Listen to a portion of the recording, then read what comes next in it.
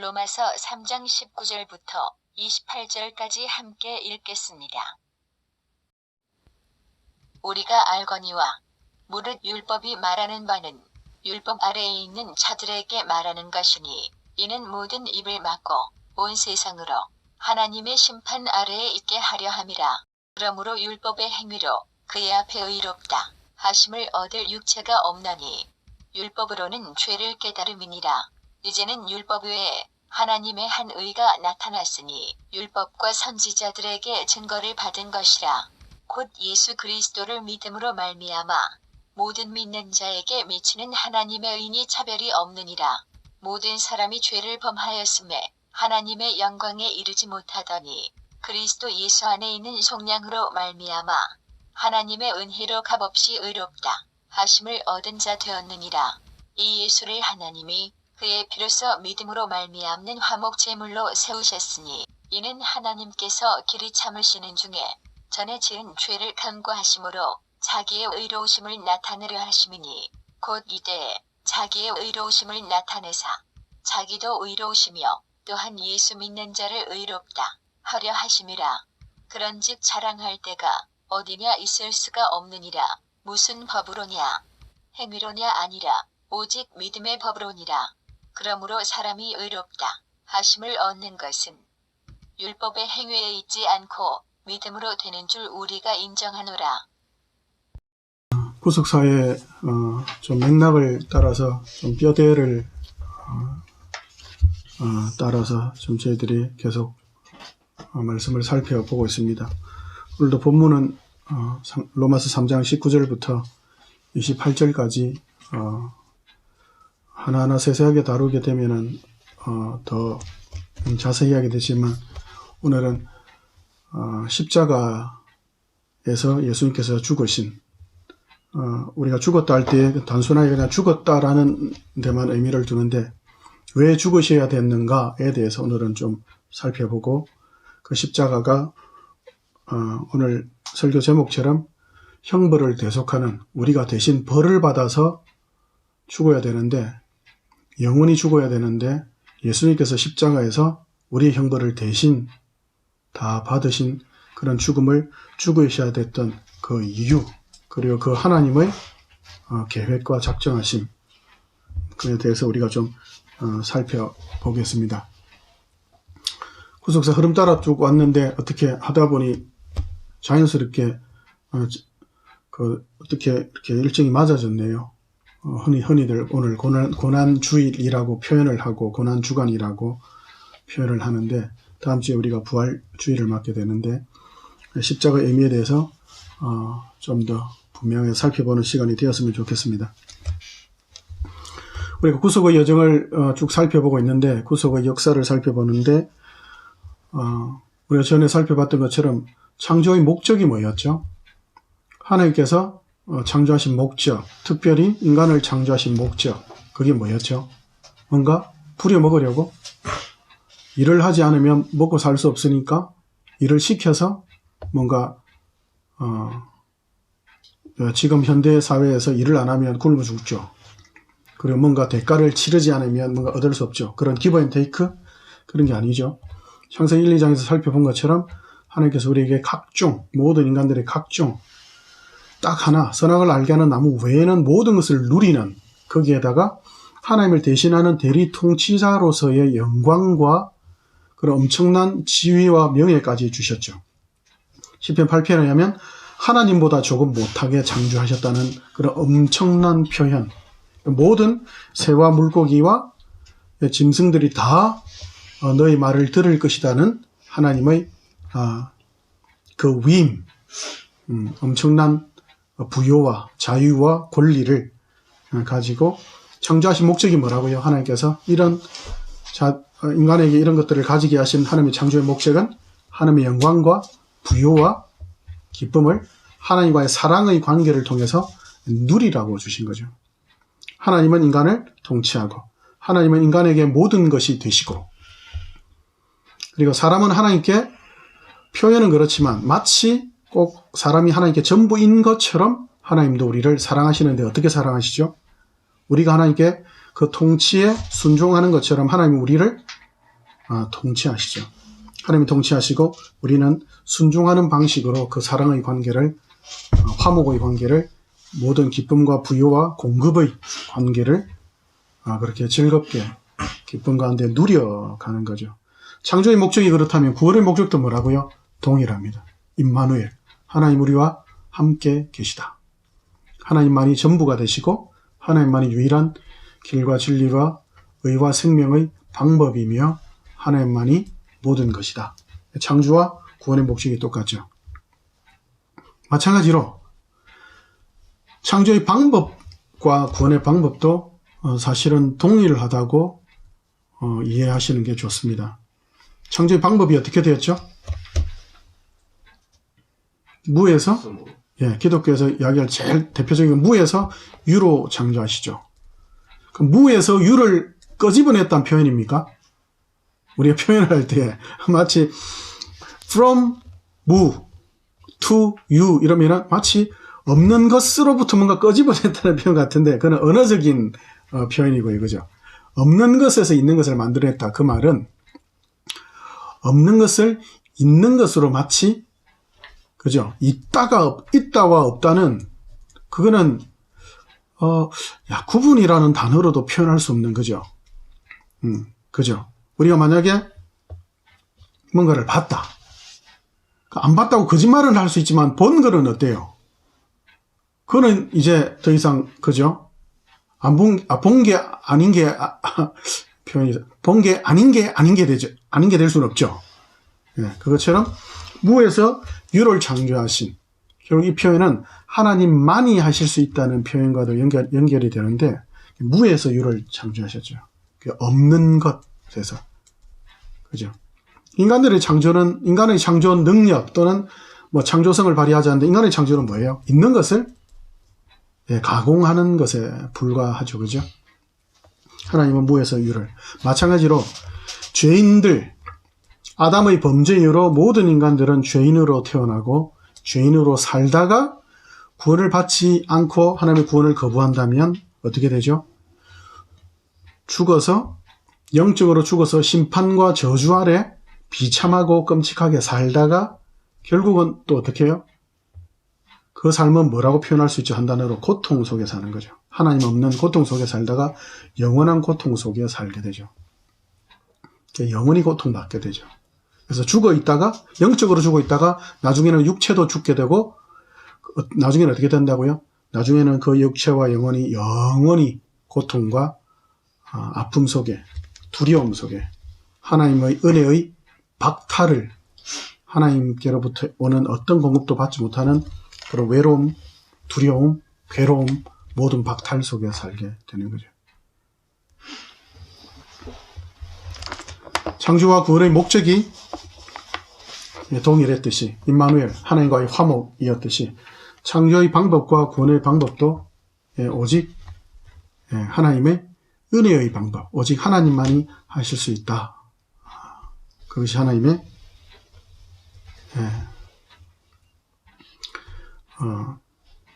구원의 방법입니다. 오늘 우리가 읽은 이 방법은 구체적으로 드러났죠. 창세기 3장 15절 이후로 여자의 후손이 뱀의 후손, 세상의 사단의 모든 권세를 완전히 부수고 하나님 나라를 이루신다. 그 방법이 뭔지는 창세기 3장 이후로 구체적으로는 사실은 드러나지 않았어요. 이사야서나 여러 표현에서 어린 양같이, 도살당할 양같이, 그리고 죽는다, 죽임당한다, 대신 죽는다, 이런 표현들이 있기는 있지만 그것이 구체적인 어떤 방법이었는지는 없었는데 오늘 비로소 어떻게 해요? 우리가 읽은 본문과 우리가 신약을 통해서 알고 있는 것처럼 예수님께서 십자가에서 피를 다 흘리심으로 우리 대신 죽으시는 그 방법으로, 십자가 지는 방법으로 하나님의 그 구원의 방법을 이루셨죠. 우리 그런 질문이 있을 수 있죠. 왜 꼭 하나님 십자가여야 됩니까? 왜 꼭 십자가여야 됩니까? 다른 방법도 있을 텐데요. 근데 왜 십자가여야 합니까? 여러 가지 이유와 근거를 설명할 수 있지만 우리가 성경을 전체를 보면 더 꼼꼼하게 볼 수 있겠지만 오늘은 두 가지만 좀 살펴보려고 합니다. 첫 번째는 왜 십자가, 우리 흔히 십자가 이야기하면 십자가 형벌은 인간이 고안해내는 형벌 중에 어떤 형벌이라고요? 가장 잔인한 형벌이라고 그래요. 여기 손바닥 여기 뼈 있는 부분부터 해가지고 여기 그 팔에 보면은 뼈 두 개가 큰 거 두 개가 이렇게 엇갈려가지고 이렇게 손으로 연결되거든요. 그 사이로 못을 집어넣어요. 박아요. 그리고 발은 발목을 겹쳐서 그 두 발목에 대못을 박아 넣어요. 엄청난 굵은 못을 박아 넣어요. 그렇게 되면 사람이 숨을 쉬어야 되는데 어떻게 숨을 쉴 수 있죠? 우리 생물 시간에 기억나는지 모르겠는데 숨은 어떻게 쉬어요? 숨이 들어가면 횡격막이 있죠. 이렇게 하죠. 횡격막이 부풀어 오르면 어떻게 돼요? 거기에 숨이 들어가면 횡격막이 부풀어 오르서 숨을 받아들이고, 그럼 이제 숨이 빠질 때는 횡격막이 수축하고 이완하는 걸 통해서 호흡을 하죠. 호흡을 하지 않으면 사람이 죽죠. 호흡 양이 적어진다든지 그러면 어떻게 되죠? 사람이 고통스럽게 돼요. 정말 고통스럽게 돼요.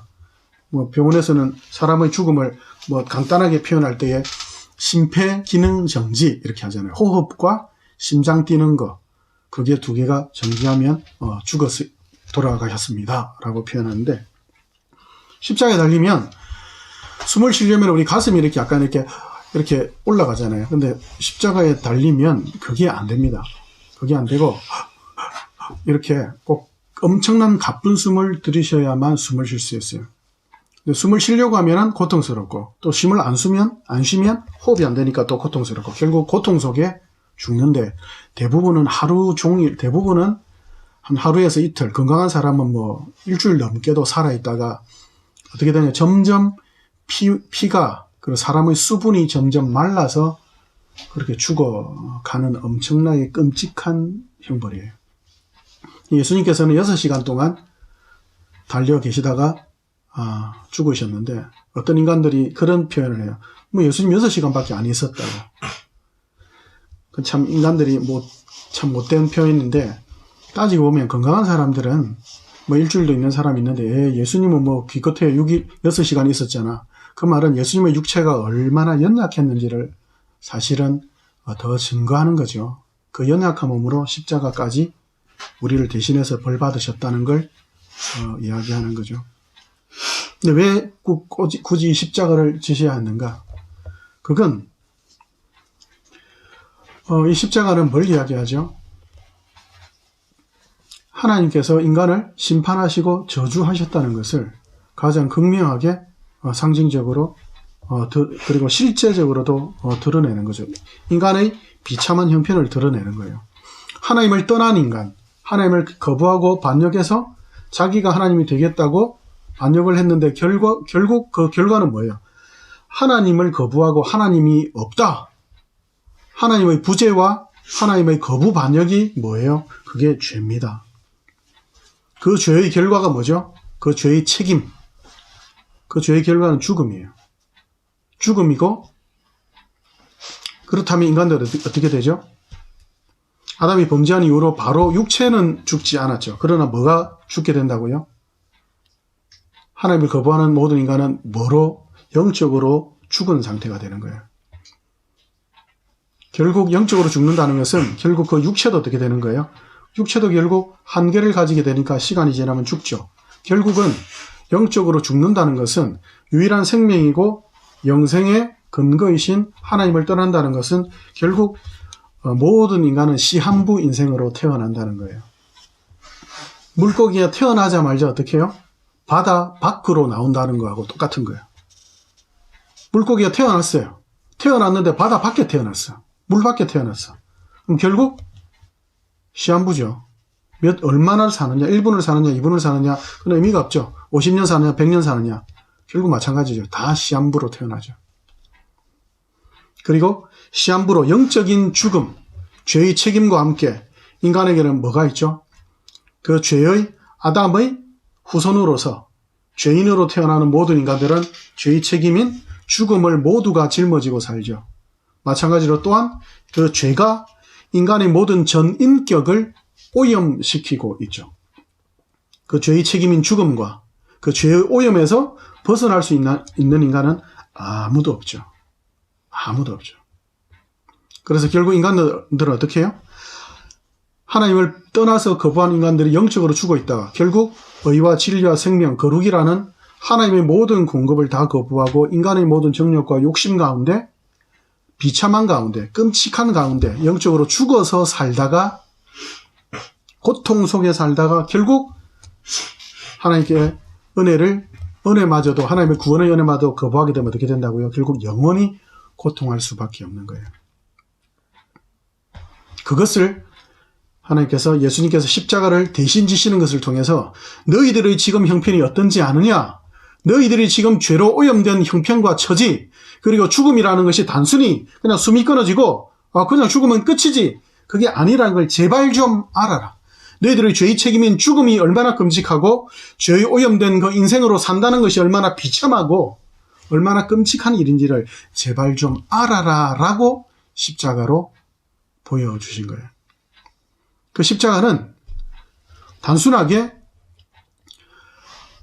6시간 정도, 그리고 뭐 어떤 사람은 일주일 정도, 그 정도 고통하면 그럼 끝이네, 이게 아닌 거예요. 얼마나 끔찍한 죽음인지를 세상 사람들 역사 속에서 가장 끔찍한 죽음, 사형법, 그리고 실제적으로 눈으로 너희들이 확인했지 않느냐, 그걸 통해서 뭘 가르쳐 주시려고 하느냐 하면 영적인 죽음의 비참함과 끔찍함, 그리고 영원히 벌받는 영벌의 고통과 아픔을, 하나님께로부터 영원히 박탈된다는 고통이 어떤 건지를 알라고 보여주신 거예요.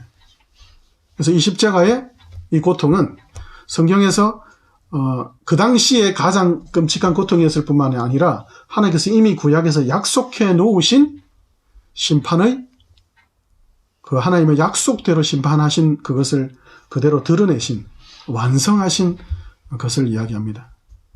그래서 구약에서부터 우리가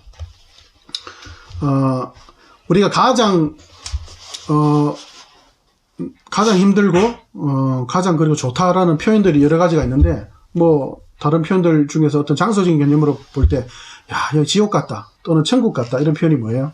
지옥 같다 이 말은 뭐예요? 예, 끔찍하다는 거죠. 괴롭고 끔찍하다. 그리고 천국 같다 이 말은 정말 좋다는 거죠. 그죠? 그에 대한 비유로 그걸 극명하게 드러내는데, 그 당시에 있는 문화 속에서 드러낼 때 그걸 썼던 그 표현들, 그걸 우리가 한번 추적해 보면서 지옥에 대해서, 하나님을 떠난 인생들이 겪어야 되는 그 지옥이 어떤 곳인지에 대해서 그걸 우리가 좀 살펴봅시다. 이사야서로 빨리 한번 가봅시다. 이사야서 66장, 이사야서 66장 맨 마지막 장. 하나님을 떠나서 영적인 죽음을 죽은 인간들, 그리고 지금도 하나님을 거부하는 모든 인간들은 지금도 죽음 가운데 살죠. 지금도 비참함과 괴로움과 외로움과 고통과 하나님의 모든 은혜의 박탈 속에 살고 있죠. 그러다가 결국 영원한 지옥에 살죠. 그 지옥이 어떤 곳인지에 대해서 66장, 이사야 66장 24절 맨 끝절이에요. 하나님의 구원과 함께 심판에 대해서 마지막에 설명하고 있는 장면인데, 66장 24절 같이 읽습니다. 시작. 그들이 나가서 내게 패역한 자들의 시체를 볼 것이라. 그 벌레가 죽지 아니하며 그 불이 꺼지지 아니하여 모든 혈육에게 가증하게 되리라. 어떤 곳이라고요? 벌레가 죽습니까? 안 죽습니까? 벌레가 안 죽어요. 근데 어디에서 안 죽어요? 24절에 예? 불이 있죠. 뭐 단어가 표현이지만 어떻게 되어 있죠? 벌레가 죽지 아니하며 그 불이 꺼지지 아니하여. 벌레가 죽지 않고 그 불이 꺼지지 않는다고요. 예. 아니, 불이 타면 벌레가 사라져야 되는데 벌레가 죽지 않아요. 고통이 어떻다는 거예요? 고통이 영원하다는 거예요. 아무도 죽지 않는다는 거예요. 이 예레미야서로 한번 가볼까요? 예레미야서 7장. 하나님을 떠난 영적으로 죽은 인간들의 결국 최종 심판의 모습이 어떤지, 예레미야 그 바로 뒤에 있는 성경, 예레미야 7장 30절부터 34절까지 같이 읽을게요. 같이 읽습니다. 시작. 여호와께서 말씀하시되 유다 자손이나 악을 행하여 내 이름으로 일컬음을 받는 집에 그들을 가증한 것을 두어 집을 더럽혔으며 킹놈의 아들 골짜기에 독의 사당을 건축하고 그들의 자녀들을 불에 살랐나니 내가 명령하지 아니하였고 내 마음에 생각하지도 아니한 일이니라. 그러므로 여호와께서 말씀하시니라. 날이 이르면 이곳을 도벳이라 하거나 흰놈의 아들의 골짜기라 말하지 아니하고 죽임의 골짜기라 말하리니 이는 도벳의 자리가 없을 만큼 매장했기 때문이니라. 이 백성의 시체가 공중의 새와 땅의 짐승의 밥이 될 것이나 그것을 쫓을 자가 없을 것이라. 그때에 내가 유다 성읍들과 예루살렘 거리에 기뻐하는 소리, 즐거워하는 소리, 신랑의 소리, 신부의 소리가 끊어지게 하리니 땅이 황폐하니라. 아멘. 땅이 황폐한데 어느 정도로 황폐한다고요? 흰놈의 골짜기 여기는 흔히 이야기하면 쓰레기장. 쓰레기장인데 어떤 우리 옛날에 뭐 서울 같은 경우에는 난지도 뭐 이런 게 있었는데 부산도 저기 보면은 쓰레기장으로 유명했던 그런 그 동들이 있어요. 몇 개가 있는데 그 쓰레기장에서 무슨 일을 했냐면 옛날에는 거기서 사람도 태우고 우상을 섬긴다고 그런 끔찍한 일을 했었어요. 근데 그곳이 나중에는 어떻게 된다고요? 한두 명 그냥 죽는 정도가 아니고 거기가 아예 시체의 산이 될 거라고. 그래서 죽임의 산이라고 불릴 것이다. 그 정도로까지 어떻게 해요? 하나님을 떠난 인간의 영적인 죽음의 상태가 어떻다고요? 황폐해지고 끔찍하게 될 거라는 걸 이야기해요. 그럼 몇 군데 좀 더 찾아볼게요. 마태복음 13장 40. 마태복음 13장 40절 가봅시다. 마태복음 13장 40절. 구약의 증거, 영원히 꺼지지 않는 불에서 하나님을 떠난 인간들의 최종적인 결과. 13장 40절부터 43절까지 같이 읽습니다. 시작. 그런즉 가라지를 거두어 불에 사라는 것 같이 세상 끝으로 그러하리라. 인자가 그 천사들을 보내리니 그들이 그 나라에서 모든 넘어지게 하는 것과 또 불법을 행하는 자들을 거두어내어 풀무불에 던져 넣으리니 거기서 울며 이를 갈게 되리라.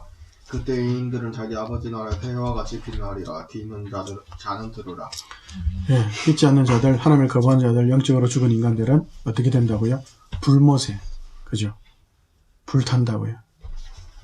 불이 타는데 끔찍한 예지만 손가락에 만약에 불을 태운다고 할 때에, 그죠? 이 손가락은 신경으로 되어 있어서 불이 만약에 10분 동안 탄다 쳐요. 그럼 몇 분은 아프겠죠? 근데 몇 분 지나면 아플까 안 아플까? 안 아프겠죠. 왜요? 신경이 죽으니까. 근데 지옥은 어떻게 표현하죠? 신경이 죽는다고요? 아니에요. 지렁이도 안 죽어요. 그 지렁이 조그맣죠. 풀무불이 뭐예요? 풀무불. 풀무불 뭔지 알아요, 혹시?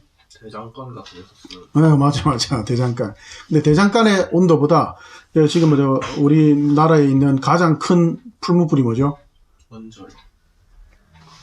풀무불. 원자력은 우리가 조금 감각이 조금 안 오니까 감각이 있게 하다면 포스코에 있는 거, 그죠? 쇳물 녹이는 몇 천도 몇만도, 그죠? 거기에 쇠를 녹이잖아요, 그죠? 그러면은 사람이 만약에 이거 빠지면 어떻게 될까요? 실제로 빠진다면 사라져버려요. 그죠?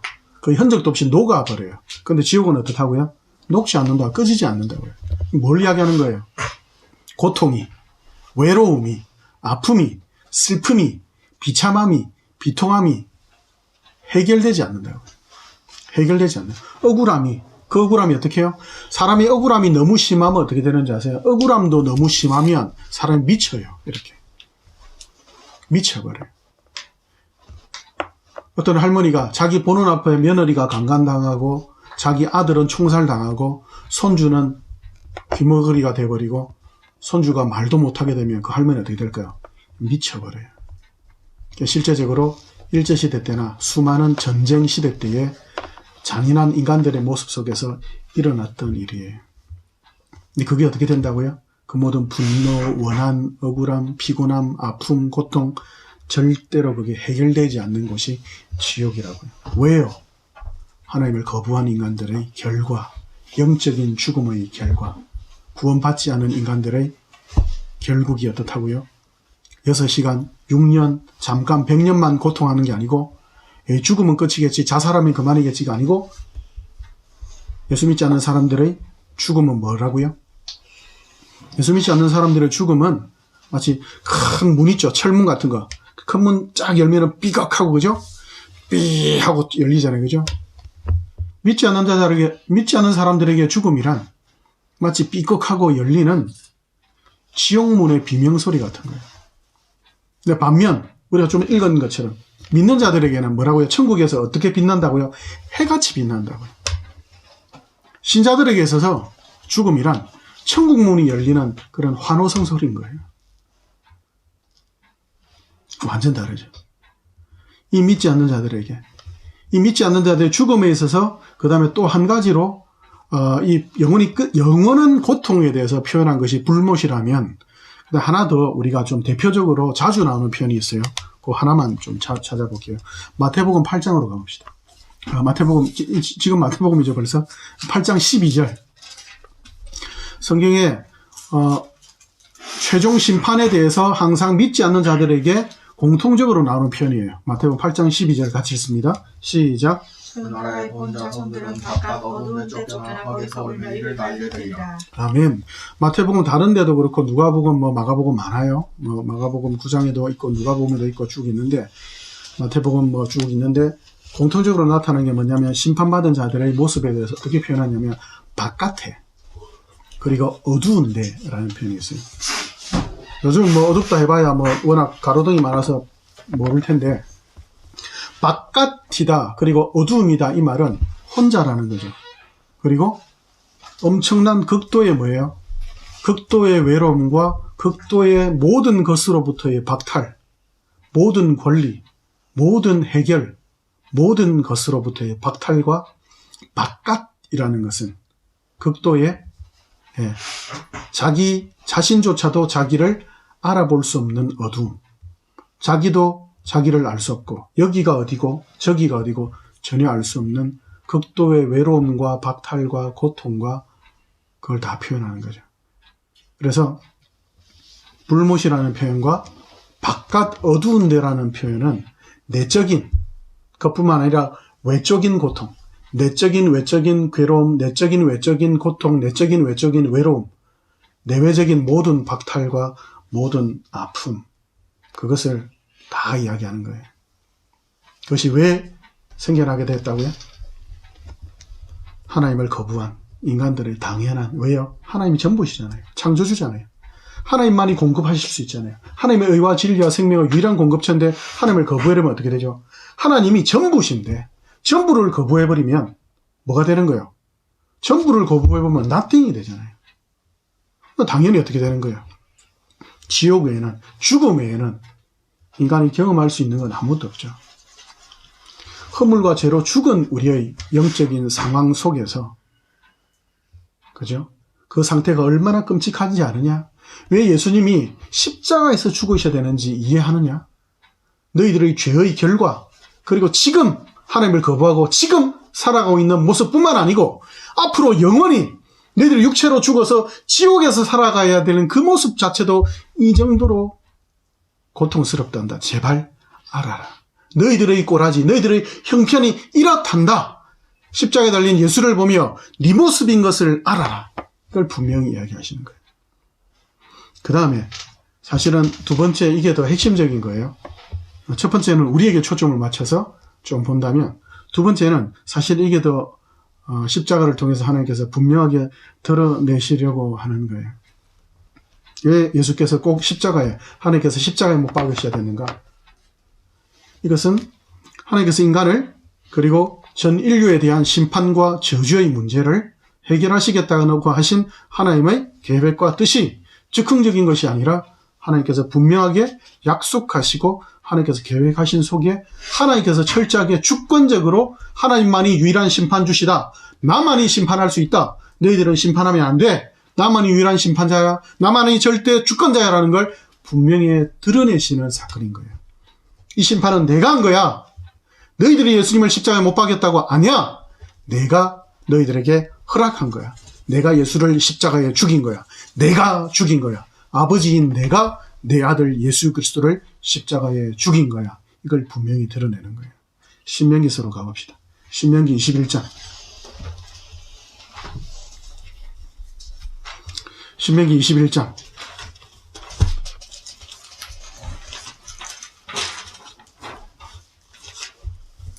신명기 21장 22절 23절 같이 읽습니다. 시작. 그 사람이 만일 죽을 죄를 범함으로 내가 그를 죽여 나무 위에 달거든 그 시체를 나무 위에 밤새도록 두지 말고 그날에 장사하여 내 하나님 여호와께서 내게 기업으로 주시는 땅을 더럽히지 말라. 나무에 달린 자는 하나님께 저주를 받았음이니라. 나무에 달린 자는 누구에게 저주받았다고요? 하나님께 저주받았다. 이 말을 누가 하고 있죠? 지금 하나님께서 모세를 통해서 하나님이 주신 계명이죠. 신명기는 하나님의 율법을 정확하게 해석하는 책이죠. 누가 죽을 죄를 지은 자는 죽일 때 어떻게 하라고요? 죽이긴 죽이는데 죽이는 목적이 뭐라고요? 하나님 죽이는 목적이 사실은 뭐예요? 하나님의 나라를 거룩한 백성 삼게 하기 위한 거죠. 하나님께서 예수님을 죽이신 이유는 뭐라고요? 내가 저주한 거란다를 분명하게 드러내시는 계시를 확실하게 보여주신 거예요. 내가 저주한 거야. 내가 죄값을 치르도록 내가 구원의 방법, 내가 십자가를 선택한 거다. 그걸 분명히 말씀하시는 거예요. 그래서 신명기 21장 23절에 하나님께 저주하셨다는 거. 갈라디아서로도 빨리 한번 가봅시다. 갈라디아서 3장 13절.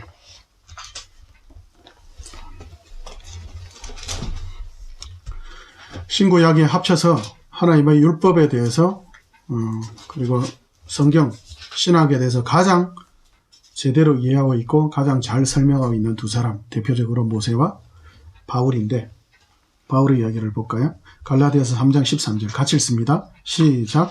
그리스도께서 우리를 위하여 저주를 받은 바 되사 율법의 저주에서 우리를 청하셨으니 기록된 바 나무에 달린 자마다 저주 아래 있는 자라 하였습니다. 아멘. 나무에 달린 자마다 저주받다. 나무에 달려 하나님의 저주를 받았다. 십자가에 죽으셨다. 이것이 뭘 의미하는지에 대한 해석을 지금 바울이 하고 있죠. 왜 십자가에 달렸다고요? 왜 하나님이 예수님을 저주하셨다고요? 이유는 뭐라고요? 우리를 위하여. 누가 죽어야 되는데? 죄값을 누가 치러야 되는데? 우리가 치러야 되는데. 근데 그 죄값은 어느 정도라고요? 그 죄값은 단순하게 한 6시간, 단순하게 한 50년, 무기징역, 그냥 100년, 아니면 육체만 죽으면 되는 게 아니고 뭐라고요? 육체만 죽으면 되는 게 아니라 죄의 값은 뭐라고요? 영벌이라고요. 그렇기 때문에 인간이 감당할 수 없는 거예요. 왜요? 이거 다 죽여버리면 되잖아요, 하나님. 하나님 죄의 대가를 치러야 되면 다 죽여버리면 되잖아요. 근데 하나님의 목적이 뭐죠? 창조의 목적이 뭐예요? 사랑이죠. 임마누엘, 나와 같이 화목을 누리자. 근데 죄인으로서는 안 되잖아요. 그러니까 죄의 문제를 해결하려고 예수님이 필요했던 거죠. 그래서 예수님께서 순종하심으로 죽겠다고 하신 거죠. 그 예수님이 우리를 모든 죄인을 대표해서 죽으신 거죠. 하나님 아담이 죄지었다고 저도 죄인으로 태어난다고요? 하나님 부당합니다. 왜 그래? 무슨 그런 대표성의 원리 저는 모르겠어요. 저는 억울해요. 근데 하나님께서 어떻게 해요? 그 대표성의 원리를 똑같이 예수 그리스도를 먼저 생각하시고 이야기하시죠. 아담 안에서 태어나는 자마다 다 죄 가운데 태어나는 자. 예수 그리스도를 믿음으로 은혜로 구원받은 모든 자는 어떻게 해요? 예수님이 행하신 그 모든 의와 순종을 너희가 한 것으로 내가 그렇게 똑같이 간주할 것이다. 그렇게 하는 거죠. 예수님께서 십자가에 죽으신 것. 한 가지 더 살펴봐야 되는데, 그럼 예수님께서 그 십자가에 죽으신 것, 그것으로 끝인가? 죄값을 치렀으니까 이제 끝인가? 근데 하나님과 화목하려면 어떻게 해야 되죠? 죄만 해결되면 끝이에요. 어때요? 죄값만 치르면 끝입니까? 감옥을 갔다 왔어요, 한 번? 그죠? 한 번 감옥 갔다, 죄값 치렀다. 지금 비유를 드는 거예요. 인간의 하나님 앞에서의 죄의 값은, 지옥이지만, 비유를 든다면, 죄값을 다 치렀다 쳐요. 예수님께서 죄의 값을 치르기 위해서 죽으셨다. 그 하나만 위해서 죽으셨다. 그러면 어떻게 돼요? 인간들은 또 죄 지으면 어떻게 되는 거예요? 그럼 예수님께서 계속 십자가 지셔야 되는 거예요? 아니에요. 예수님의 십자가의 의미는 그 한 가지의 의미가 있는 게 아니라 또 한 가지의 의미가 있어요. 하나님과 화목한 관계를 누리고 영원한 천국에서 하나님과의 기쁨, 그 전부이신 하나님과 만족하는 삶을 누리려면 거룩하신 하나님 앞에서 거룩하게 되고 의롭게 되고 그렇게 의롭고 거룩한 백성이 되어야만 하나님의 백성이 될 수 있어요. 그럼 거룩함과 의를 이루기 위해서는 어떻게 해야 되는가?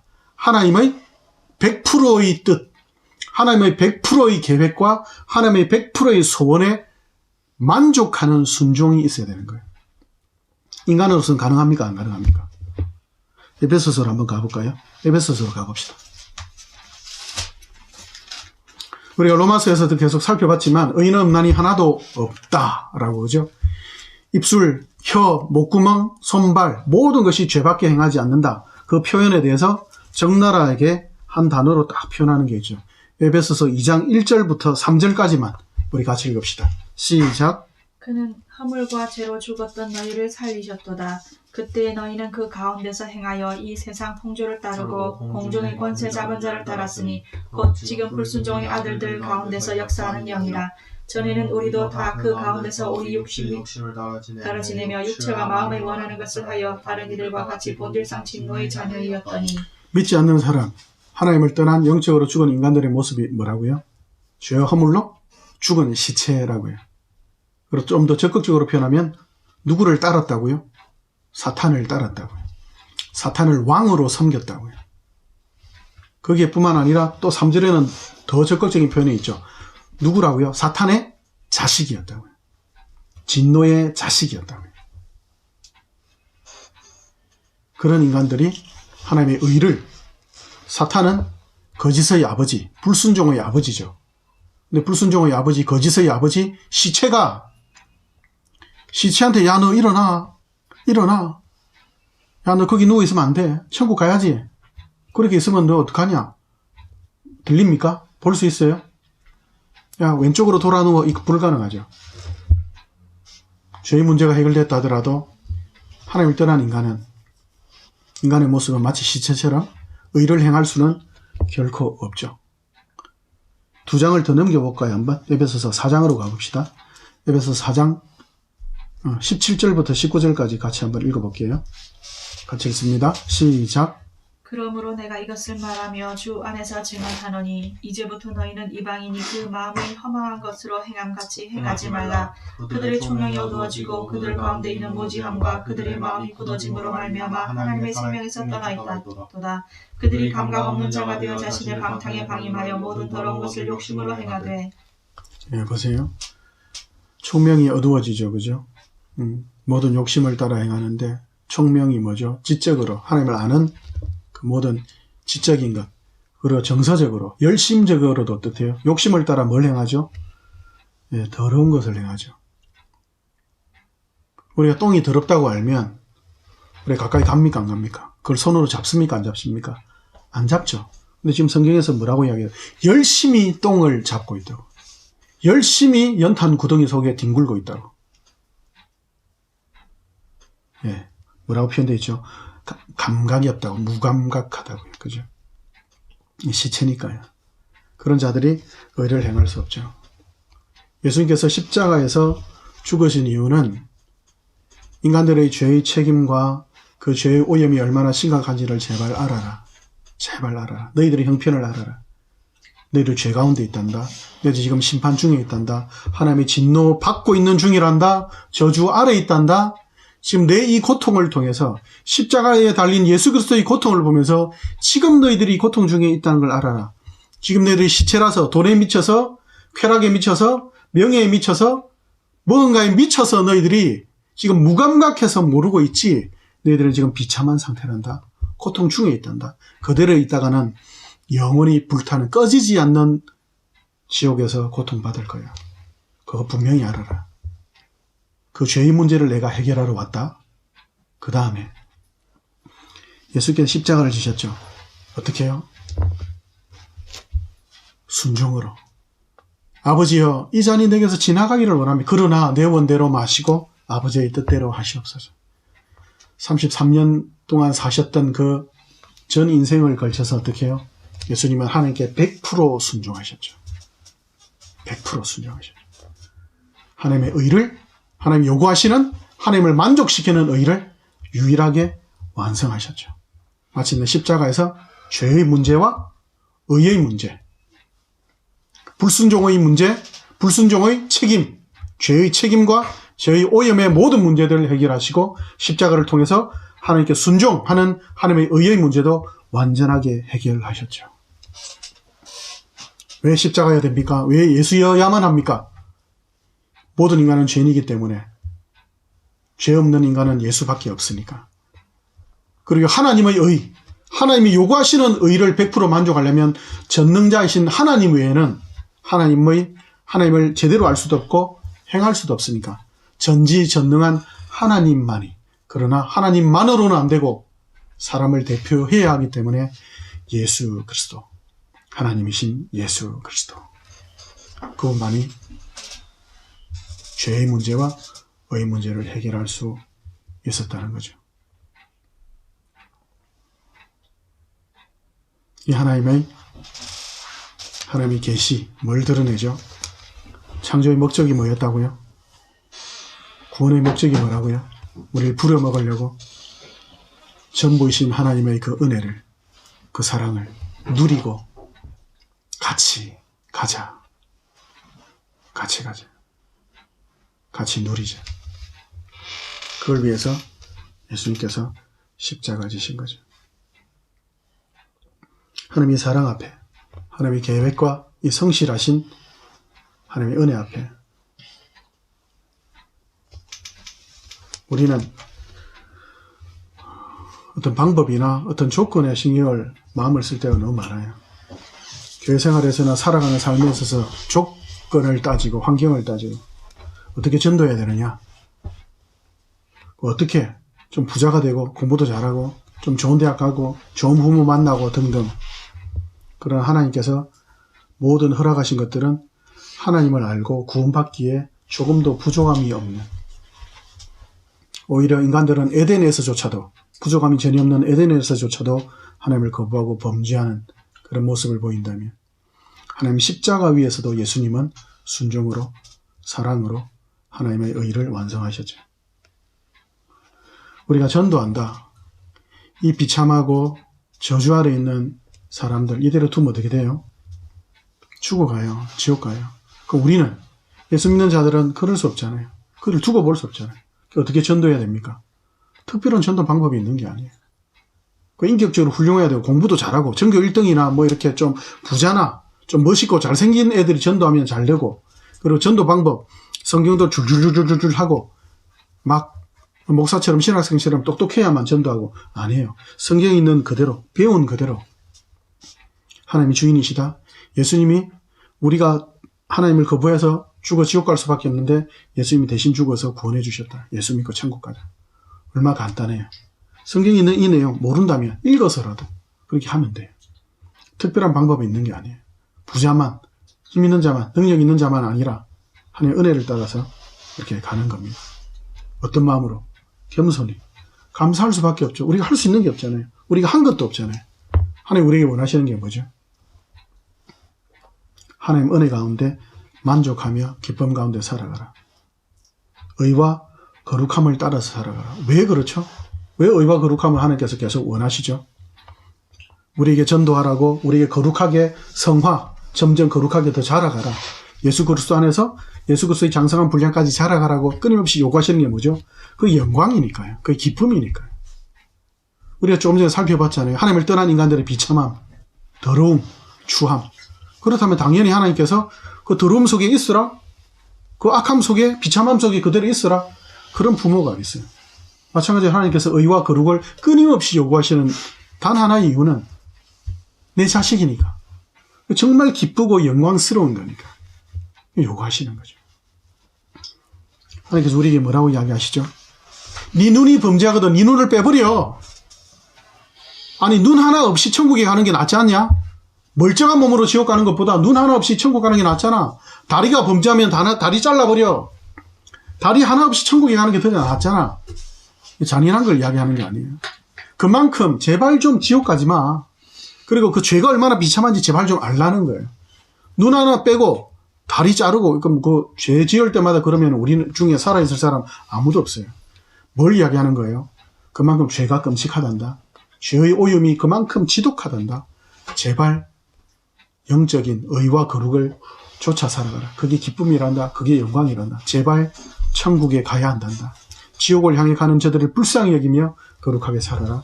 전도해라. 그리고 하나님의 자녀답게 살아가라. 그래, 감사할 수밖에 없죠. 우리가 할 수 있는 건 찬송하면서 이 길을 같이 앞에 가는 것밖에 없죠. 어떻게 해요? 어떻게 갑니까? 예수님께서 십자가 지셨죠. 우리도 십자가 지고 가는 거예요.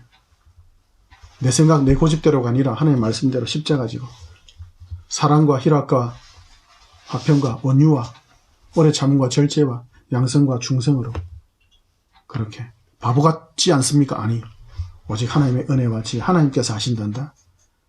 하나님의 능력으로, 하나님의 지혜로 해갈 수 있단다. 고린도전서로 우리 빨리 한번 가봅시다. 고린도전서 1장. 하나님께서 우리에게 이 땅을 살아갈 때 원하시는 가장 지혜로운 방법. 고린도전서 1장 18절부터 25절까지 같이 읽습니다. 시작. 십자가의 도가 멸망하는 자들에게는 미련한 것이요 구원을 받는 우리에게는 하나님의 능력이라. 기록된 바 내가 지혜 있는 자들의 지혜를 멸하고 총명한 자들의 총명을 폐하리라 하였으니 지혜 있는 자가 어디 있느냐, 선비가 어디 있느냐, 이 세대에 변론가가 어디 있느냐. 하나님께서 이 세상의 지혜를 미련하게 하신 것이 아니냐. 하나님의 지혜에 있어서는 이 세상이 자기 지혜로 하나님을 알지 못하므로 하나님께서 전도의 미련한 것으로 믿는 자들을 구원하시기를 기뻐하셨도다. 유대인은 표적을 구하고 헬라인은 지혜를 찾으나 우리는 십자가에 못 박힌 그리스도를 전하니 유대인에게는 거리끼는 것이요 이방인에게는 미련한 것이로되 오직 부르심을 받은 자들에게는 유대인이나 헬라인이나 그리스도는 하나님의 능력이요 하나님의 지혜니라. 하나님의 어리석음이 사람보다 지혜롭고 하나님의 약하심이 사람보다 강하니라. 사람들에게는 복음, 예수 믿으세요. 하나님이 있습니다. 인간에게는 소망이 없습니다. 인간들에게는 뭐라고요? 미련한 거라고. 싫어하는 거라고. 왜 인간에게 희망이 없어? 과학이 이렇게 발달하고 우리끼리 으쌰으쌰 하면 돼. 상담받으면 돼. 운동하면 돼. 맛있는 거 먹고 또 좋은 거 발견해내면 돼. 인간의 지혜는 뭐라고요? 아무리 잘나야 하나님, 바울이 좀 이렇게 좀 유머스럽게 조크적으로 마지막 부분에 하나님이 아무리 어리석어도 인간보다는 똑똑하지 않냐? 근데 인간들은 뭐라고 이야기하죠? 하나님의 복음, 하나님의 전도, 하나님의 십자가의 그 은혜를 어리석고 미련하다. 우리는 그럴 수 없죠. 우리 앞에 로마서로 한번 가볼까요? 로마서 11장. 로마서 11장. 성도라면 우리가 하나님 앞에 할 수 있는 고백은 믿는 자라면 로마서 11장 33절부터 36절까지 우리 같이 읽습니다. 시작. 깊도다 하나님의 지혜와 지식을 부정하며 그의 판단을 향하지 못할 것이며 그의 길은 찾지 못할 것이로다. 누가 주의 마음을 알았느냐, 누가 그의 모사가 되었느냐, 누가 주께 먼저 들여서 갚으심을 받겠느냐. 이는 만물이 주에게서 나오고 주로 말미암고 주에게로 돌아갑니다. 그에게 영광이 세세에 있을지어다. 아멘. 그에게만 영광이 세세에 있을지어다. 만물이 하나님께 창조되고 또 하나님께로 결국 돌아가요. 다 하나님 앞에서 자백하죠. 마지막 날 하나님께서 심판하실 때니 양과 염소를 구분하듯이 믿는 자와 믿지 않는 자, 십자가를 인정하는 자와 인정하지 않는 자, 하나님만이 전부인 것을 인정하는 자 또는 인정하지 않는 자, 마지막 심판대 앞에 우리가 설 수 있는 유일한 이유는 십자가. 예수님, 저희 죄를 해결하시고 저희 의의 문제도 해결하신 예수님, 그 십자가. 하나님 감사합니다. 네가 내 앞에, 네가 구원받을 이유 뭐냐? 네가 천국 들어갈 수 있는 조건이 뭐냐? 저 예수님을 믿습니다. 내가 그리스도와 함께 십자가에 못 박혔느니 그런즉 이제는 내가 산 것이 아니요 오직 내 안에 그리스도께서 사신 것이라. 이제 내가 육체 가운데 사는 것은 너 어떻게 천국 들어가? 나를 사랑하사 나를 위하여 자기 몸을 버리신 하나님의 아들을 믿는 믿음 안에서 사는 것이라. 네 꼬라지에 네 죄 많이 네 지었잖아. 네가 무슨 천국을 들어가냐? 예수 그리스도를 믿는 믿음 안에서 사는 것이라. 예, 하나님, 저는 nothing입니다. 예수만이, 하나님만이 everything입니다. 전부이십니다. 한 저를 불쌍히 여겨 주시옵소서. 그런 감사와 겸손함으로 오직 십자가 지고 날마다 자기를 부인하는 하루하루, 그렇게 우리 자신의 정체성, 세상이 그렇게 하나님 우리에게 원하시는 하나님의 진리 등대는 날마다 십자가 지고 그런 십자가의 등대로 사는 겁니다. 우리 그렇게 이번 한 주도 다른 방법 말고 내 고집, 내 생각 말고 십자가 지신 예수 그리스도 그 하나님의 진리를 따라서 그렇게 우리 누리고 그렇게 힘차게 열심히 충성합시다. 우리 같이 기도합시다. 하나님,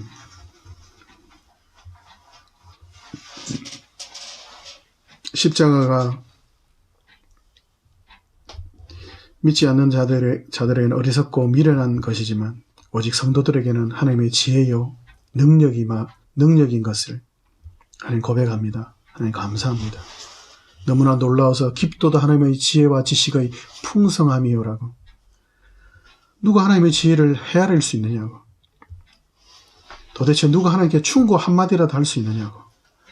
그러나 하나님을 떠난 인간들은 계속 하나님을 거부하고 있는 이 형편 가운데 하나님, 민노라고 하는 우리들도 하나님 우리를 불쌍히 여겨주셔서 날마다 하나님이 전부이심을 깨닫고 하나님의 방법만이 유일한 방법인 것을 깨닫고 날마다 십자가 지고 자기를 부인하며 이 하루도 이 한 주도 앞으로의 평생 그렇게 감사와 찬송으로 겸손과 온유로 충성하며 담대히 왕같은 제사장으로 날마다 십자가 지고 이기며 이길 같이 걷게 하옵소서. 살아계신 우리 주 예수님 이름으로 기도합니다. 아멘.